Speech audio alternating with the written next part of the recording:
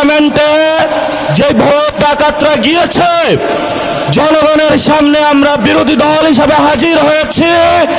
আমরা রাজপথে থাকব। কড়ায় গন্ডায় ইঞ্চি ইঞ্চি করে জনগণের উপরে যারা ভোটার ইঞ্জিনিয়ারিং করেছে, ভোট ডাকাতি করেছে, নতুনভাবে জুলুম চাপিয়ে দেবার চেষ্টা করছে, আমরা তাদের কাছ থেকে বুঝে নেব ইনশাআল্লাহ। কোনো নয় ছয় চলবে না।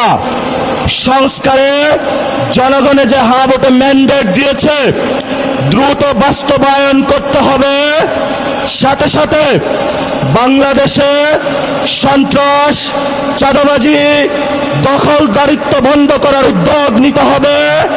হে মালিক, তুমি আমাদের রক্ষাকারী, তুমি আমাদের রিজিক দাতা। যারা বাংলাদেশে জনগণ 17 বছর অপেক্ষা করেছিল, আমাদের অধিকার ছিনিয়ে নিয়েছে, ভোট ডাকাতির মাধ্যমে ভাইদেরকে হত্যা করেছে। আয়েশের মালিক, তোমার মালিকের বিচারে আমরা বিচার রেখে গেলাম। তুমি তাদের দৃষ্টান্তমূলক শাস্তি বাংলার মাটিতে জনগণের সামনে করবে। আমরা আজকে তোমার মসজিদের সামনে বিচার রেখে গেলাম।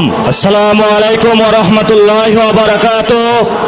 প্রিয় দেশবাসী, সাংবাদিক ভাইরা, 11 দলীয় জোটের সম্মানিত নেতৃবৃন্দ, আমরা আল্লাহর কাছে শুকরিয়া জানাচ্ছি যে আল্লাহ তাআলা জনগণের সামনে যারা ভোট ডাকাত তাদেরকে উন্মোচন করতে আমরা সক্ষম হয়েছি। বাংলাদেশে ওরা শুধু ভোট চুরি করে নাই, ডাকাতি করেছে। আমাদের সুস্পষ্ট অনেকগুলো দাবি রয়েছে। আজকে নির্বাচনের পরে 11 দলীয় যে ঐক্য রয়েছে, আমরা জনগণের সামনে উপস্থিত হয়েছি। আমরা প্রথমত বলতে চাই, পার্লামেন্টে যে ভোট ডাকাতরা গিয়েছে, জনগণের সামনে আমরা বিরোধী দল হিসাবে হাজির হয়েছি। আমরা রাজপথে থাকব। কড়ায় গন্ডায় ইঞ্চি ইঞ্চি করে জনগণের উপরে যারা ভোটার ইঞ্জিনিয়ারিং করেছে, ভোট ডাকাতি করেছে, নতুনভাবে জুলুম চাপিয়ে দেবার চেষ্টা করছে, আমরা তাদের কাছ থেকে বুঝে নেব ইনশাআল্লাহ। আমি সংক্ষিপ্ত কথা বলবো।